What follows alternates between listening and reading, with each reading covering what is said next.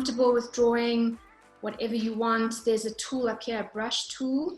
I love this paint. I've highlighted this paint tool. There's a whole bunch of brushes here. The round brush is quite cool if you're just drawing black and white shapes, which we are doing right now. Don't add too much color.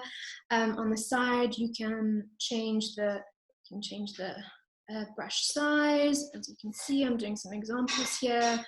And you can also change the opacity, so you can make it more gray or like very light or like super solid, which is also cool. Okay, so we're going to go to the next little example that I've drawn for you guys. So open a new layer. We're going to look at, again, we're just observing here. We're looking at negative space. We're looking at shape and form on your canvas and how to activate that space on your canvas. So again, I would maybe just encourage you guys to just draw a pattern-like shape on this new layer that you've opened. Here I've got a very simplistic example of a bunch of circular shapes, very similar sizes, very similar negative space here, quite repetitive. We know this, it's pretty much a pattern, right? The cool thing about patterns is they can make for very interesting backgrounds. So in a pattern, and again, we're just focusing on black and white for now and form, you know, you could decide to fill in a bit of it, and leave a little bit of negative space within that circle shape, which is quite interesting. Like this. I mean, already there we're creating a pattern, but now it's more interesting. It's kind of just like activating the space a little bit better.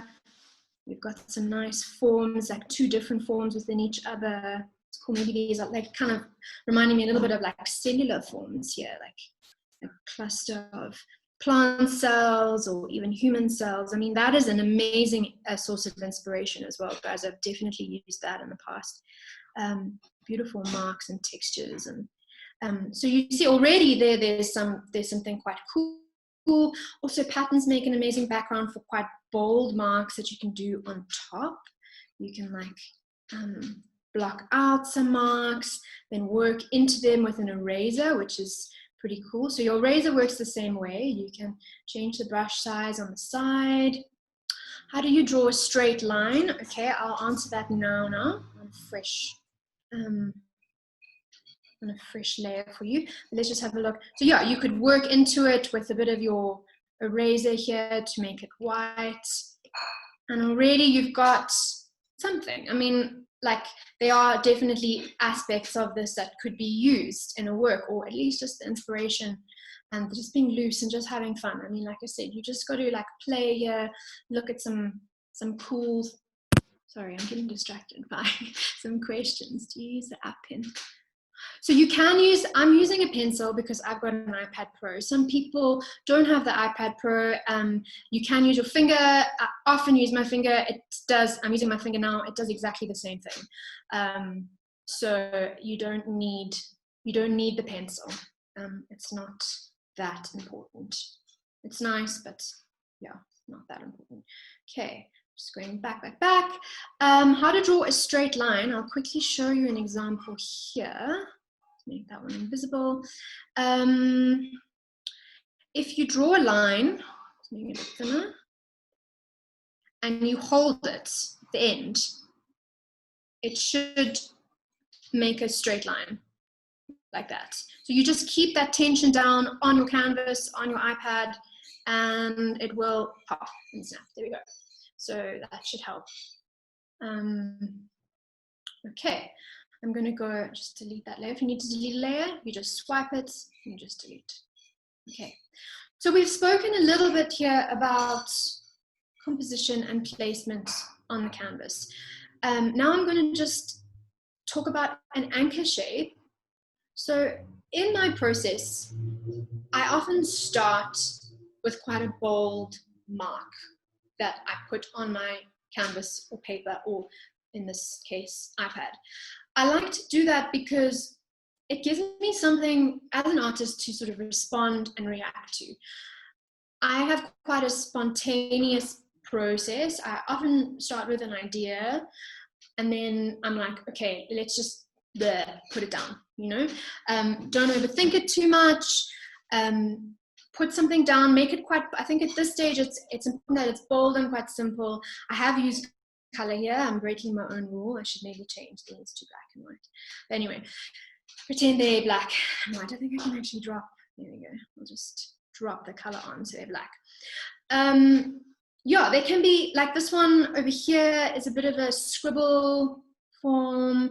This one's like quite a more, I don't know, solid, ordered shape, but also still a bit organic.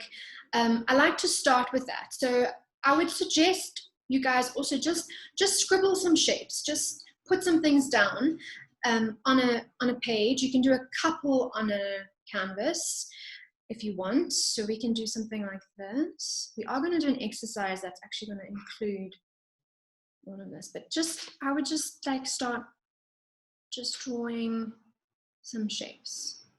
And you can even quite like, I mean, there's something cool about like more geometric shapes as well. You can do something quite organic. This is quite a nice one when it's like loopy like that. Just like put some things down. Feel free. Don't, like I said, just don't overthink this too much. It's not going to be perfect at this stage. It's probably never going to be perfect, and that's also cool. So you're just placing some things. You want to do another one. Again, invisible. I love this one. I don't know why. I just love it. There's an abstract artist called C.Y. Twombly, and he does a lot of these like scribbly things. And then I love the little pop of negative space that happens in these little areas here. They're just like really cool, and you can like work into the surface. So just, yeah, have fun. We're going to do a quick exercise.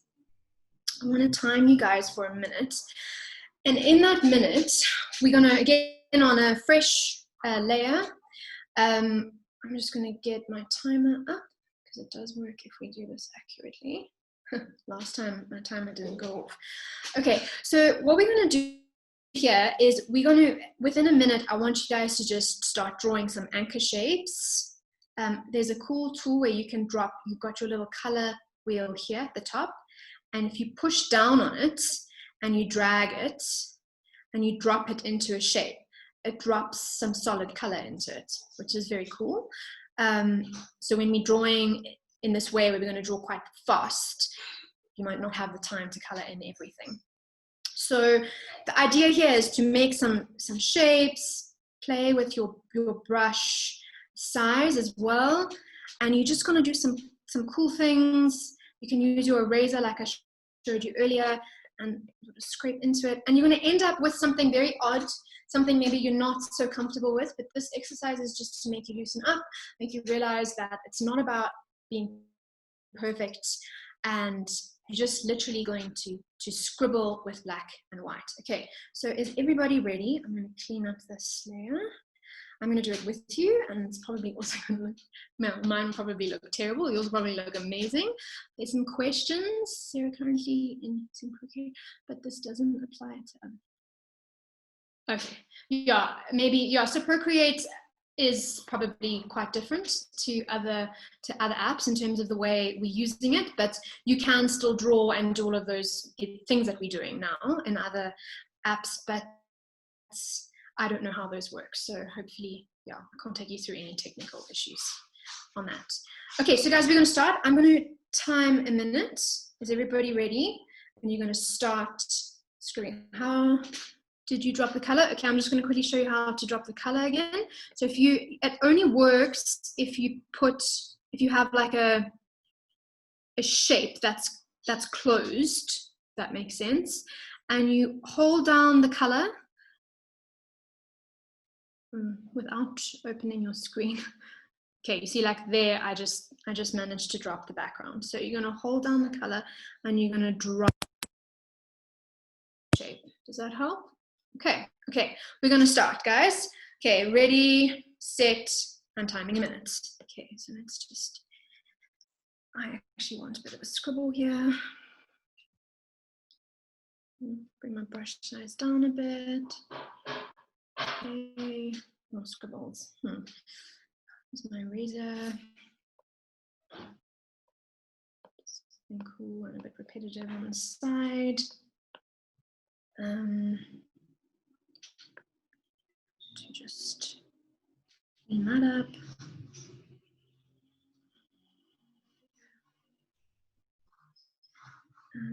Back. Is everybody drawing? I hope so. Okay, scribble in here. I have no idea what I'm doing. And maybe something solid on the top there. Bring some solid work back. Okay, minute is up. Stop. Okay, put your pencils down. Stop drawing with your finger if you're drawing with your finger. And you should end up with something, I don't know, hopefully you weren't thinking too much and you've got some really yucky parts and some really amazing parts that you can look at. If we looking at mine, I'm just going to show you, like, I love what's happening in this area over here. I like these sort of relationships between some white negative space and the line work. I actually really like this in the corner. So have a look at your work and maybe just grab bits that speak to you, just like highlight them. If you want to use a different color, so you can be welcome to at this stage, so that you can see the areas that you like. This is also quite nice. Not too fond of all of this black space over here, a bit boring. But yeah, so we've done our first exercise, guys. I hope you're feeling a little bit more relaxed. Quick recap, go back to the top, make that visible. Here we looked at your composition and your negative space. Is there too much negative space? Where is the weight of your work sitting on your page? Important. Although, like we discussed in this app, and most likely in other apps similar to it, you can move and manipulate the shapes if you're unhappy with where they are. Next one, we looked at some patterns, how to include patterns in abstract drawing. They're great as backgrounds. You can make them more interesting by filling them in. Oops, I'm not on the right layer. Filling them in, you can use color. We haven't been using color, but I'm breaking my own rule. Yeah, so we did that. And then we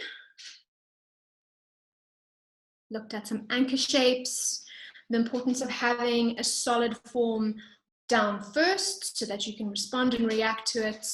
They can be quite organic and scribbly, they can be quite tight, and you can use, some people like using quite geometric shapes. And then we did this little exercise where you just scribbled and hopefully something cool happened. I'm just going to read some questions quickly before we go to the next step, which is color. I did this one as a little example of some cool things you can do with black, white, and gray. You know, sometimes limiting your options is actually much better. So in this case, not working with color just helps you to just focus on the composition. Okay, how did you drop the color? I think I answered that question. What's the difference between different layering and starting a new page? Okay, the difference between layering and starting a new page is this. You can have all your layers visible at once, which in this case makes absolutely no sense because I wouldn't want to do that. But when we start drawing a finished abstract work, which we're going to do, you can draw each component on a different layer. And say you want to move just this component, you can't do that because now it's going to access everything. So that's why layering is so important. And that's why I want you guys to start doing that right from the beginning. Okay. I ended up with a ninja. That's very cool, Joshua. What sort of pressure setting do you use, if not the default? So pressure is just, I mean, that's up to you. Obviously, the lighter you push, I'm assuming you mean with your pencil, the lighter you push, the lighter the color and the opacity will be, and the harder you push, the more opaque the color comes out. Please show how to erase work. Okay, I can do that quick. Your eraser on the top bar, can you see I've highlighted it? It's blue there. You've got a lot of eraser settings. Again, you can use this for your brush size and your opacity. We want the opacity right up. And then you just, what's visible here? That one's also visible. Okay, and you can just erase your work like that. Okay, guys, I'm not going to be able to answer everyone's questions because we've only got an hour. So how did you do all those circles? Circles, these ones? Are you referring to these ones? I'm not sure. I just drew them. If we are referring to these ones, I used the paint, the brush, the round brush. I think, yeah, oh, sorry guys, I'm not on the right layer. This is what happens. And you just draw them like that, like so. Okay, are we good? What's your favorite brush to use? Okay, one of my favorite brushes is this round paintbrush. And in pencil, in sketching, I love this pencil. So I'm going to use these. It's pretty much all I'm going to be using throughout this entire workshop. The round brush and sketching the pencil.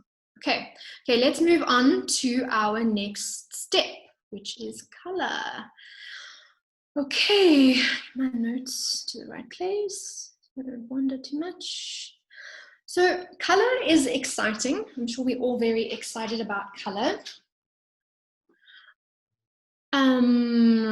Sorry, I got another question. How do you decide what to put on what layer? Okay, I'm going to show you that now. The layering thing is going to make a lot more sense very soon. So don't get too hung up about the layers, but maybe just open we are now on the next step. So let's just open, like I showed you, you're going to press the plus, you're going to take screen size, the top one, the standard one, and you're going to open a new canvas. And we're going to do some different layers. Okay. Okay, color. So color is a really interesting one because it's fun. We all love working with color. We all respond to color. But color can also be incredibly distracting, especially when you're working in abstraction, because you're not working with like a recognizable form, like a landscape or a still life or a portrait, which is simple because the colors are there and you most likely are just sort of copying them. And your brain does most of the work for you in that situation where you recognize it. You're like, oh, that is a face. And then you start pulling it apart and going, that person painted or drew that face really well. And you start really appreciating it for all the technical value that it has. Same with the still life and a landscape. In abstraction, like I said to you earlier, anything goes. You can grab your inspiration from anywhere. You just got to make sure that there's an interesting composition, that your colors are not fighting with each other and making your eye jump all over the place. And it's like, wow, just way too busy. And you don't have like too much layering and too much color and too much texture, and every texture can be a different color. And so I've definitely been in this position myself where color has just been a major distraction. So I often limit my color palette for my abstract works, and a good way to start with color is looking at our primary colors. Now we should all know primary colors, red, blue, and yellow, and then the sort of secondary colors that they make, purple, orange, and green. But all of our color that we ever make and see is from our primary colors in black and white. Black and white's important. And we are going to have a look at your color wheel here. So your color wheel is in your top bar, there is color dot. I've opened it a few times. And we're going to just take the color green because it is my favorite color. You can take whatever color you want on the spectrum, but just work within that color. If you're choosing orange or yellow, just work within the orange and yellow spectrum. So we're going to look at green, and we're just going to move our dial down towards the bluey side of green and up towards the yellow side of green. And look in the middle circle and just see what happens. Like, there's just so much possibility just within the color green. It's amazing. And you've got like contrasting colors here, warm and cool colors here. Not really not contrasting, but like warm and cool. So you can do a lot with that, and your texturing and like working into something. And if you look inside your color wheel, and this is where black and white becomes quite important. Let's drag it down to the more cool greens.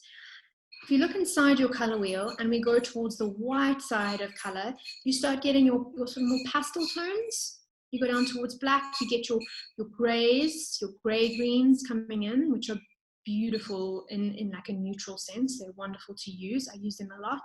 If you work towards the black side of your color and you just go up and down, you can see how you get these intense dark greens more towards the neon side of your color, crazy brights, and then in the middle it's like a more kind of neutral, like standard green.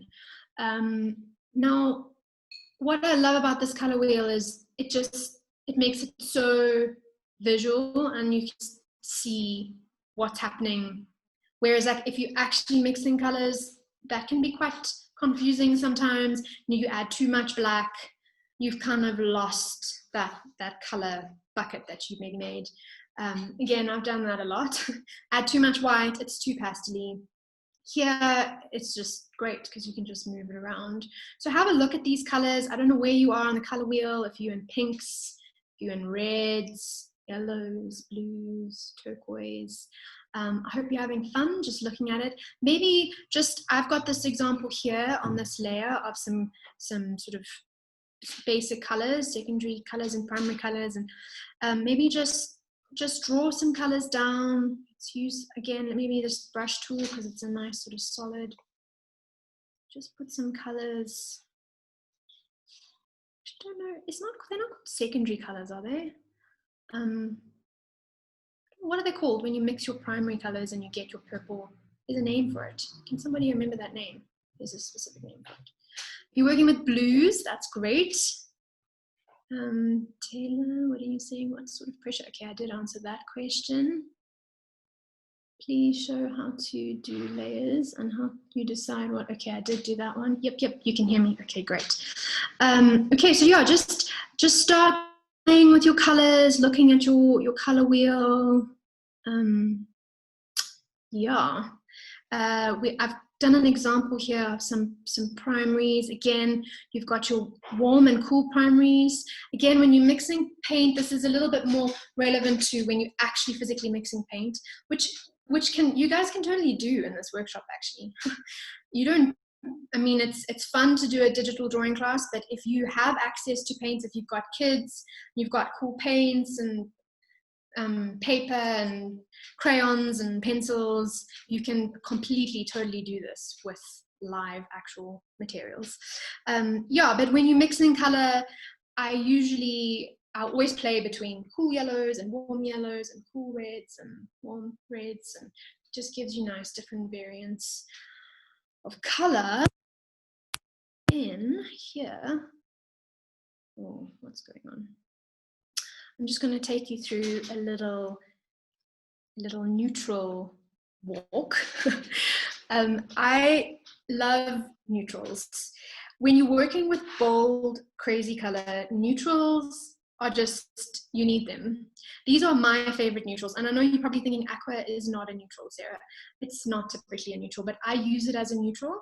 Aqua is one of those, aqua will, like turquoise, I guess, is one of those like magic colors for me. I use a lot of dirty colors in my everyday process where I'll throw a bit of red in my green and a bit of black in my green to make it more earthy and less like bright and whoa. And then if you've got a beautiful aqua that you can sort of do like a color block or even like a texture on top, it just somehow helps to bring the color together. So I use aqua as a neutral all the time. It's something I learned from my mom. My mom's a painter and she uses aqua a lot as well. And it's, yeah, something I stole from her. I also love fleshy tones, these like nudes, I think is the more trendy word for them. They help, I work a lot with green. So nudes are an amazing neutral with green. They're sort of slightly more pinky, just works beautifully with green. It just makes green sing, especially the more dirty tones. I would actually also strongly recommend adding a drop of red into your green because it helps to ground it.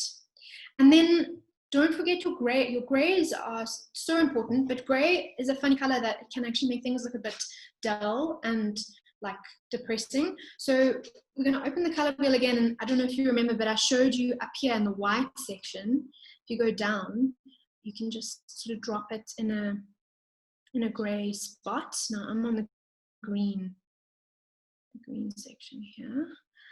If you move your color wheel around and just keep looking at your gray in the top corner and just notice how that gray changes.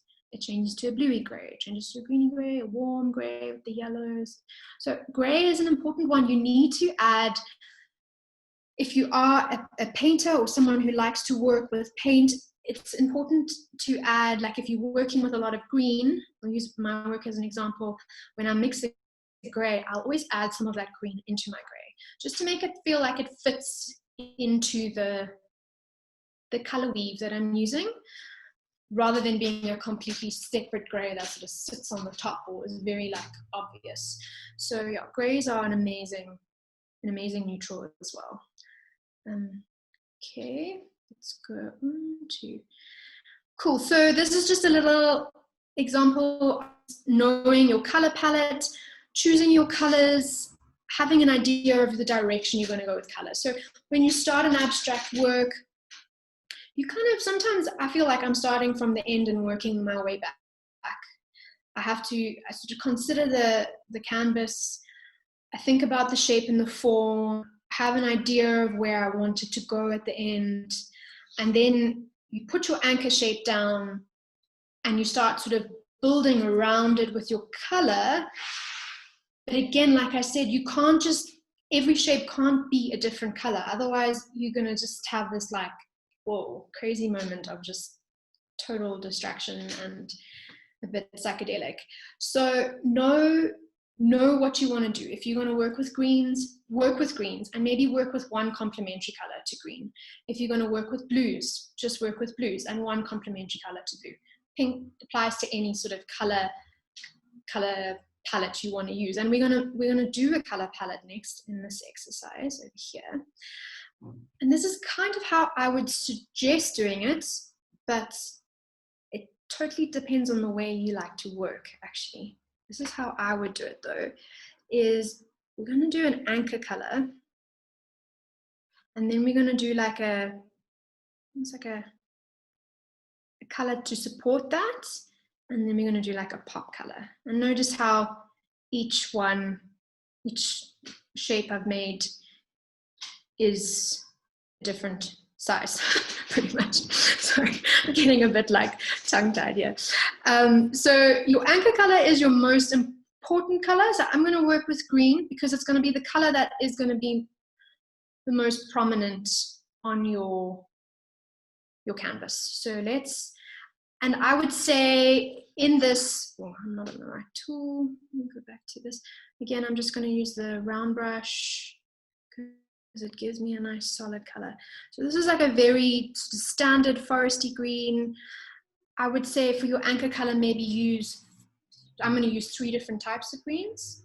So if you're building a work, obviously you wouldn't just stick to one, well, maybe not obvious, but I am on TikTok and I will soon be on YouTube, Joshua. I've just recently started TikTok actually, and it's incredibly addictive. I don't know why I did, but it's fun.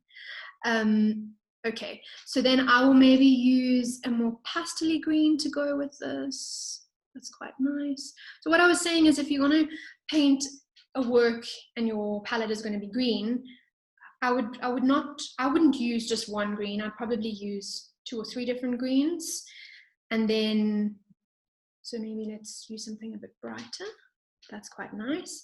And then as like a nice sort of complementary color to green, maybe I'll use a yellow.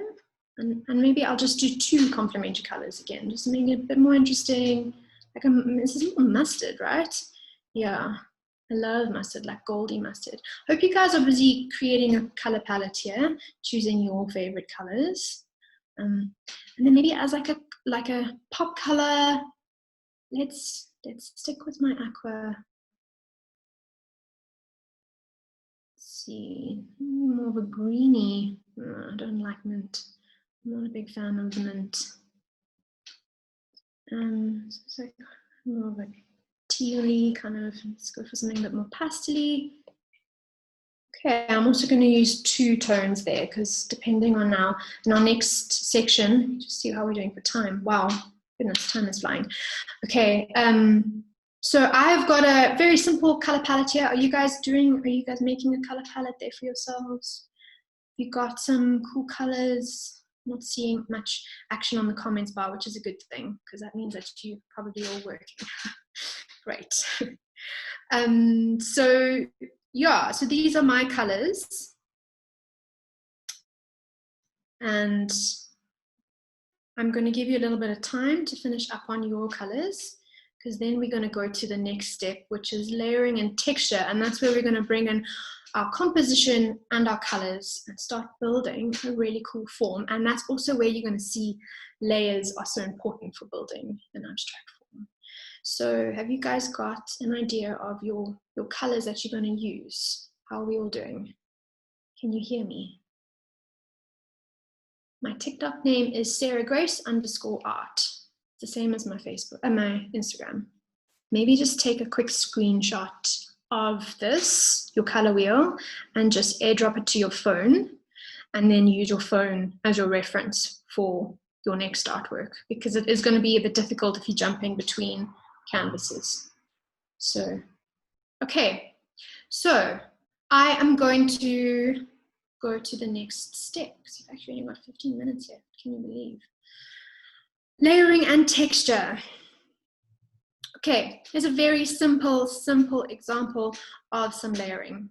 And why I chose purple, I have no idea. I should have stuck to green. Every time I do this, I put together a new color palette, and then this is like my workshop material. So I'm now working with purples, guys. All right, so here is a very simple example of some layering. And if you look at it, you've got your anchor form over there, and I put this little dark form over here and on the top, and then I did this line work shapey thing on the top. It's basic.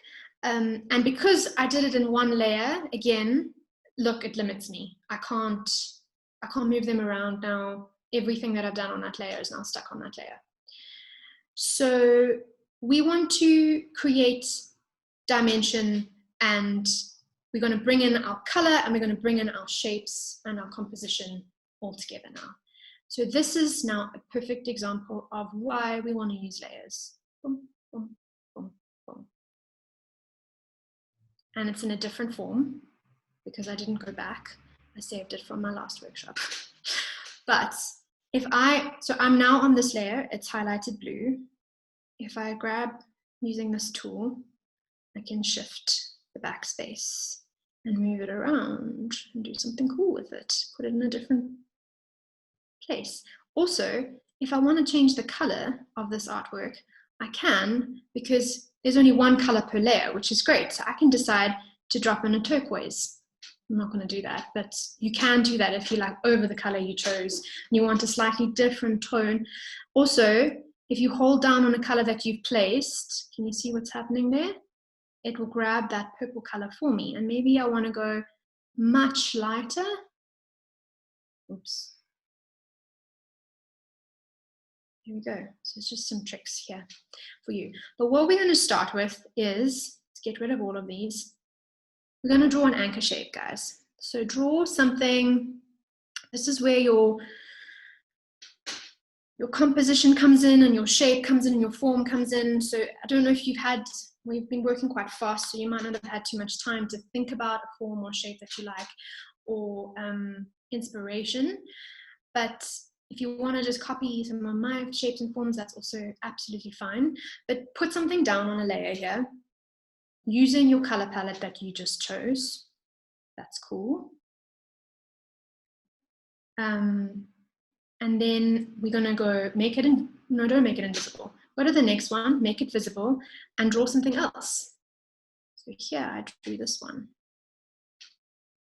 And actually I can copy this drawing by saving that color, going into this, getting rid of this, and drawing it again for you, so you can see how I'm going to. Okay, we're in the right brush, in the right layer, and here I'm going to draw something to go on top of that layer. Okay, it's just a squiggly, whatever shape. Okay, and then I want to do something else. So here I've already got a really cool form. I kind of echoed it's a trick I use a lot. You guys are welcome to steal from me. I echo my anchor shape, anchor form in like an outline, and then you can move it around a lot like that. Maybe I want to scribble it like this. Okay, then let's go to my fourth layer. So we're going to, yeah, maybe work with 4 layers if you want to. You can add more, you can even do less if you want to. And I'm not so keen on where that one is. I'm going to move it. You guys drawing?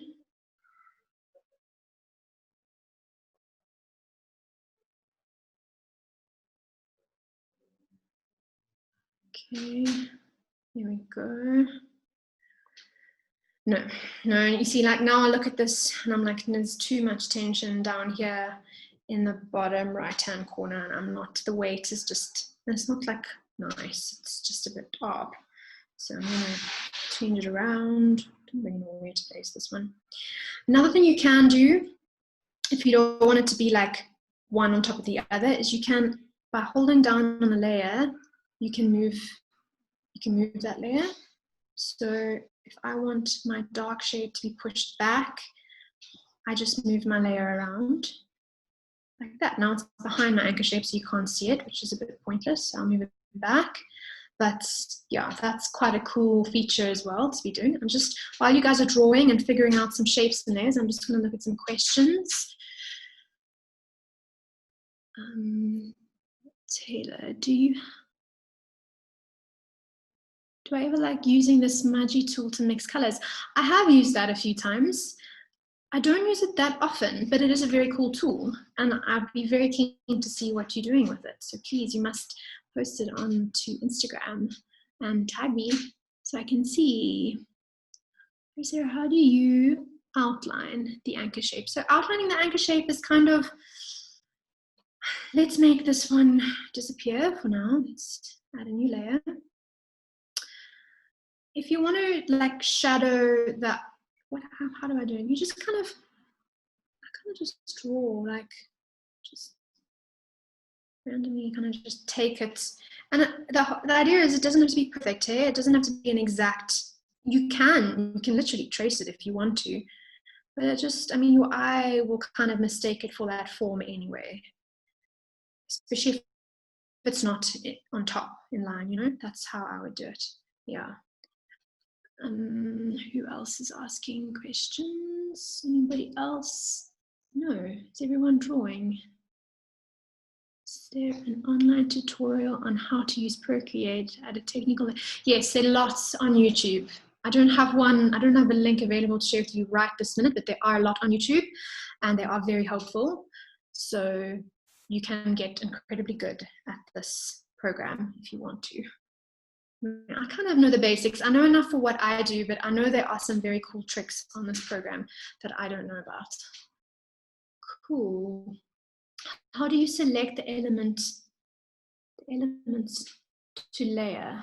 How do I select the elements to layer? I don't quite understand that question. Martina, if you can just, if you're meaning this one, the select tool, you need to be on the layer that you want to select. So if I'm working with this, if you can see here, if I'm working with this shape, this lighter pinky purple shape, and I want to move that shape, I have to be on that layer and then I can select it and move it around. I don't know if that helps. Oh, and hi, sir, thank you. Will you use the same principles if you create minimalistic abstract art? I would, yes. I would use the same principles. Yeah, I think they can apply. I think just maybe keep your shapes and your forms just quite minimal and simplistic. Matthew, personal question. How different do you find Procreate to working with real paints? It's very different. It's very different. Usually my anchor shape on a piece of paper or a canvas is quite an organic shape. It's like I'll pour the paint and let the material actually do most of the work for me. So I'll just like pour it and it will drip and splatter and move around.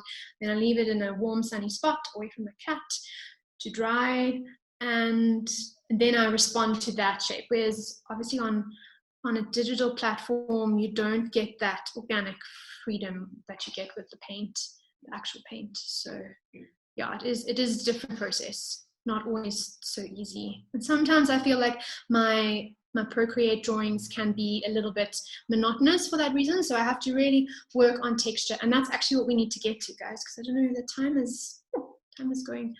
We're probably going to go over time a little bit. I hope everyone's on a rush to be doing something. Okay, so I'm going to make all of those go away. You guys should have some sort of form, shape, something building at this point, which is great. Keep doing that. I'm just going to share a texture layer with you. These are some of my favorite textures, and they're textures I've sort of built up over the years. Yeah, and I use them a lot. So you're welcome to steal them from me. I think that's very acceptable in the art world. We're always stealing things from other people. Use them. Texture really just helps to create another point of interest, and for me, I find it kind of brings my work together. I rely quite heavily on textures for my work. A lot of people see that as something like a sort of a signature thing that I do. I'll always work into my painted work in some way with texture. So yeah, I think this is going to be a cool tool. Again, I'm just wondering now, because this layer is going to disappear when I go to the next step. If you've got your cell phone close by you and you want to steal some of my textures that are up on the screen now, maybe just take a quick snap of your screen and then you can use them next to your iPad, because I'm going to get off this. Now I'm just going to read another question. Thanks. How do you get the color to go on a different layer? So I'm stuck. The color to go on a different layer. Do you mean by starting a new layer and using a different color on that layer? Like maybe, for example, if I wanted to add this color, then make it visible like that. Is that what you mean?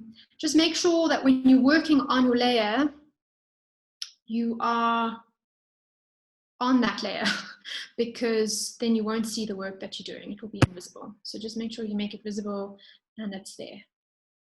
Yeah, I don't know if that helps. I don't quite understand the question, but okay. So we're going to do some texturing, guys.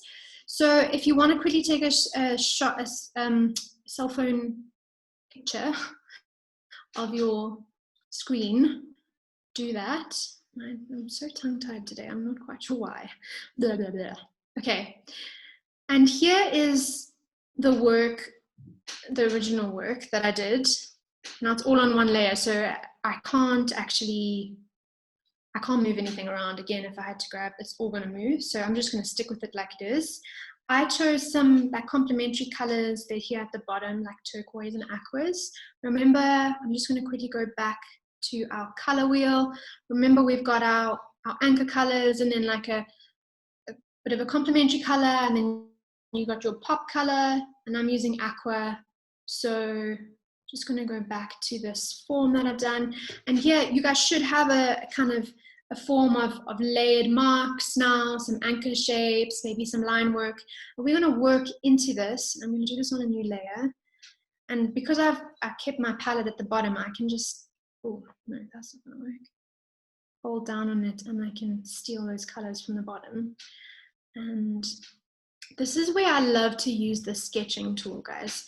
The sketching tool is really nice for textures. So I'm going to just start drawing some textures, and I hope you guys are joining me on your side. And I'm doing it with some of my pop colors, and I just love this sort of teal greeny color with this purple. I think it works very well. Just creating a form. What happened there? Wow. Just working into it. Something else I quite enjoy doing is once I've got like a bit of a texture like this, I like to use the eraser and make it quite fine. Just sort of erase some marks inside it. Something I do quite a bit. I'm going to do another layer, another color. Go into it like this. I mean, drawing is just like, once you start getting to this level of your abstract drawing, you should find yourself like sort of zoning out a little bit, because this part is just like fun. It's kind of like coloring in a bit. And remember, if you're using different layer, every mark you make is with a different layer. You're not fully committed to anything you do. You can just make it disappear. You can move it around, which is so nice. So you don't have to stress too much and overthink everything you're doing, unlike painting with actual paint and materials where you have to just consider all of that. Okay, we've got quite a few questions coming in, so guys, just keep sketching. I'm going to answer some questions, and I know that our time is running out. So Grant, can't seem to grab the color from the panel. Oh, you mean from the color wheel and drop it? Is that what you're meaning? To do that, it just takes a little bit of practice. You just, there you go, I've just made my whole screen mint. It's like you just got to get the right sort of tension on that when you touch it. I don't know. Yeah. I hope that answers your question. It's just something you're going to have to do a few times. If you want to layer color, if you have a solid shape, what can, sorry, I'm getting, tap the layer. Okay, I'm not quite sure. I'm not quite sure how to read this question. I'm just going to jump to the next one. Victor, collage. How do you incorporate photograph?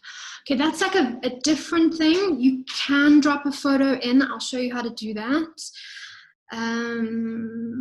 If you press this little spanner at the top, can you see? You can say insert photo, and you just press that and it'll take you to your library. You can choose a photo and you drop it in, and it will usually, just make sure you have a fresh layer when you do that, because then you drop it on your fresh layer and then you can move it around on your canvas. If you do it on top of what you're working on, you'll have a problem because you won't be able to move it around. Oh, okay, Grant, how you grab the color from the bottom. Oh, okay, you want to match the color. Okay, sorry, Grant. So you just hold down, I use my finger for this, hold down on the color you want, and this circle thing should pop up. And then if you release, that color should have transferred to your color wheel at the top. Does that answer your question? Like that? Is that right? And there it is there again. You can see my circle at the top just keeps changing with the color. Zane, I dragged a color and filled the whole screen. How do I redo it? Okay, there's a back where your opacity and your brush size is. Just below that is a backspace. You just want to press that and it will give you a clear screen again. Okay, guys. So it is now time. I hope you guys have enjoyed this and you've managed to draw something epically cool. I'm sure you have. We would love to see what you have created. So if you can, and I'm going to just pull up anything, just to say thank you. Please tag me on Instagram and tag iStoreZA on Instagram. We'd love to see what you're doing and share your posts, and use the hashtag iStoreMeets because there is a competition and you can win cool stuff. So yeah, and I hope this was helpful. If you have more questions for me, you can find me on TikTok and Instagram. And keep drawing, keep being creative in this time. I've got a few more questions coming in. Thank you, Sarah. Be safe and take care. Thank you so much, Joshua. I don't have Instagram. I'm sorry. You should get Instagram. It's cool. Thanks for that. Very informative. I hope you guys had fun. I'm going to go now because my tummy is rumbling. But love you all. And yeah, thanks for joining me.